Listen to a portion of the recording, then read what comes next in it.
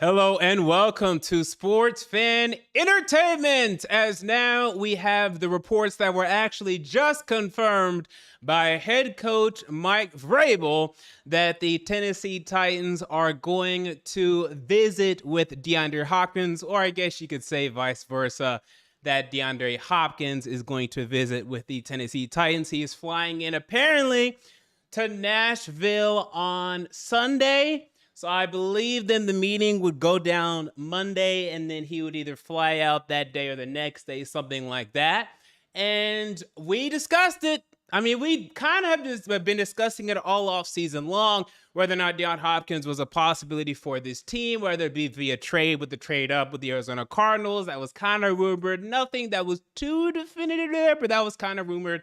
We also heard, after his release about, this is a potential option there because, again, he has the ties to Vrabel. He has the ties to Tim Kelly. These two former Houston coaches in this franchise that's formerly of Houston. And it made a lot of sense as the Titans went through free agency, the initial period of free agency, and then went through the draft and then did not end up with a wide receiver, which was very disappointing for a lot of us because we all knew that they needed one, so it was a fit that made a lot of sense. So we're going to discuss that today. We've already discussed it, but we're going to discuss a little bit more. Should they sign and why not? I mean, I've already talked about it. But, it's the big news of the last week. We're also going to discuss OTA, some comments, some super chats, whatnot. But before I get into that, I do have to share something special with you all. A video I got in from a friend last week. Go ahead and check this out for those of you that did not already see it on Twitter. What's up, Munya? This Big Jeff, man. Just want to say what's up. I'm here with your boy David. Tighten up, bro. Yes, that is Big Jeff Simmons. And by the way, Munya is my given name. That's the M in MJ. Had a friend, I'm not going to tell you who or what the affiliation is, ran into him and was able to get that video for us from the channel. So shout out to Big Jeff Simmons. Can't give you much information where it was, what the affiliation is, because some of y'all are creeps. I mean, let's just call it what it is. But great guy. I mean, how could you not? He's $100 million man, and he still is a man of the people. Shout out to Big Jeff Simmons. You never know what you can find when you're just strolling around the streets and cities around, I'll say at the very least, Nashville, Tennessee. I wouldn't even say if it was Nashville, Tennessee. So shout out to Big Jeff Simmons for that. Now, let's get into DeAndre Hopkins. So, again, my thing really is, look, I think this would definitely, and I've been actually thinking about this a little bit more and more because, I mean, we're all assuming that the Jaguars are going to win the division, or at least, okay, maybe not all of us. Most of the national media and then most of the Titans fans that are like me predicting a 6 or 7 win team are already kind of having the foregone conclusion that the Jaguars are going to win the division. Now, I've kind of been thinking that over a little more lately because I've looked really through how they went through last season, individual games, as I'm starting to do my analysis and previews for this upcoming season. And I'm like, yeah, I wouldn't be surprised if they're still just an 8 or 9 win team again. Because everyone's kind of assuming that Trevor Lawrence is going to take another leap. And their wide receiver core is definitely better with Calvin Ridley in the fray, more experience elsewhere. I like their offense more than last year, but the defense still has some concerns for me. Now, they have some young players like Travon Walker and Josh Allen. They're going to keep getting better. But I'm also like, yeah, I could see them maybe underplaying and winning 8 or 9 games. Now, for those of you that still want to compete and win this division, and look, I'm down. I'm not saying that I'd hate it. I'm just saying I still can't predict it. This is what you want, right? This would, for me, push the needle to where, at the very least, I'd give us another game, maybe even 2. I'm going to think about it, but at the very least, one more game. My prediction right now is 6-11 or 7-10. I'd bump that up to 7-10 or 8-9. And then depending on how Hopkins plays, if he plays great, it would maybe even be that 9-8. And then you're right there with the Jaguars. You can win the AFC South, and great, you won the AFC South. Now, would you go to the playoffs and do anything? Nope, not in my opinion, because I don't think there's any scenario outside of injuries in which we're better than the Chiefs, in which we're better than the Bengals, in which we're better than the Bills, in which we're better than the Ravens, in which we're better than even the Jets. 1, 2, 3, 4, 5, no scenario to me. And that's just me. And even Miami, maybe you can get a win if you're hosting. That's the absolute best you want to get. And if you want to do that, that's fine. I'll be here for it. I wouldn't hate it, right? I'd enjoy it. I'll even go as far as say I'd enjoy it. Again, I would caution people to have just a little bit of cautious optimism. He's not going to come in here and have over 1,000 yards, unless Treylon Burks gets hurt, in which case, GG. And even Chigo Konko will probably have to get hurt too, to be honest with you. And Kyle Phillips again. Like, Hopkins would come in here, and let's assume he plays 15 games at least. I would say 700-800 yards, which would be pretty good, especially because I think Treylon Burks would still outproduce him. I think Tannehill and Burks have developed this chemistry. Burks has been running as the number one wide receiver throughout mini camps and OTAs and everything up to this point. They're going to feature Treylon Burks a lot. So I just don't see, even if Hopkins comes in here and day one is obviously better than Treylon Burks, he's obviously the more seasoned route runner. I feel like they would still say, we need Treylon Burks to be our number one. Like, we need this to progress. At the very least, like, maybe, Hopkins might be the X early in the season, but by midseason, Burks would be getting much of the targets for sure. So I would still say, and this is me actually being hopeful, but like, I would still say, like, you're looking at maybe 11. I really want 1,100 yards from Burks, but maybe I should only say 1,000. Let me not go crazy, maybe. I don't think that's that crazy, but it is kind of crazy though, because even AJ Brown, who was great, he was great for us. Even AJ Brown, when he was great for us, I don't think he ever broke 1,200. I think he had like 2,000 yard seasons, one that was under 1,000 yards, like a 900, and then like 1,000. And let me look it up right now. He had 1 year that was 869. He missed a couple games. One that was 1,075, and his rookie year that was 1,051. So I don't know why Burks would do more than that, especially with Hopkins here. So I'm just gonna, if Hopkins moves here, I'm moving from maybe 11 hearts from Burks to now 1,000 or 900. But I think we take that, and then Hopkins would come in here, get 600 to 800, and be a good number two for us. So that's what it'd be. So I don't want people to go too crazy here.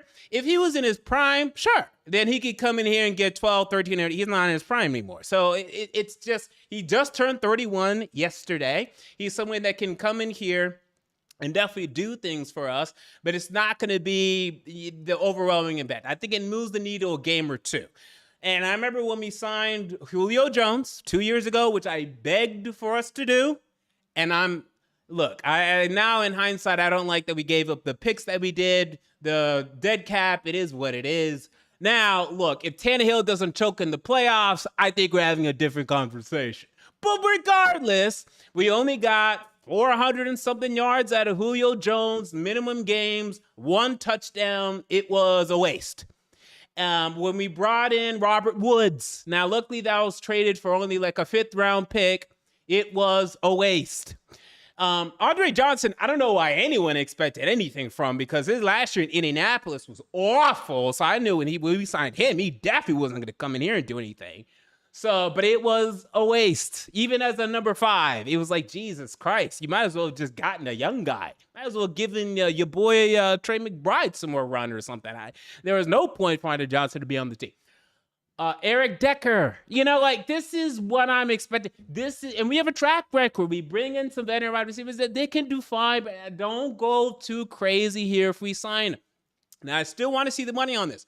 And for me, the important thing on this is I really, really, really want a 1-year deal here.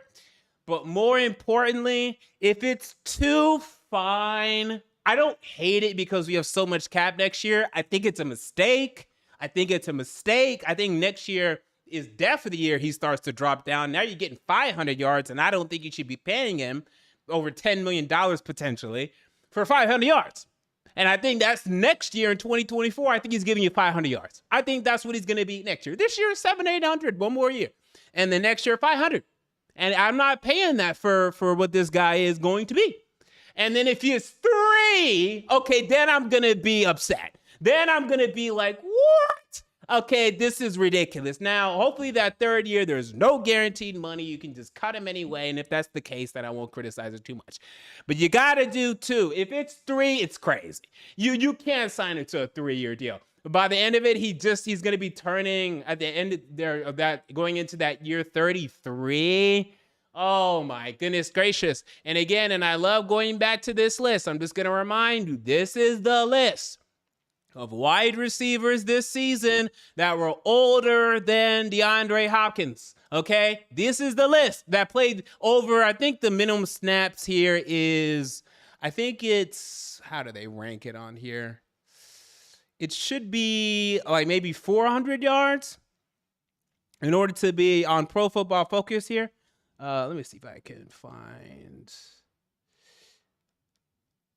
So yeah, these are the guys. AJ Green, who's done.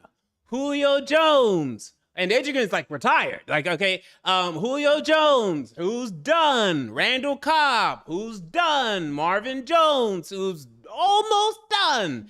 Robert Woods, we knew how that went. And Keenan Allen, who's somehow still holding on.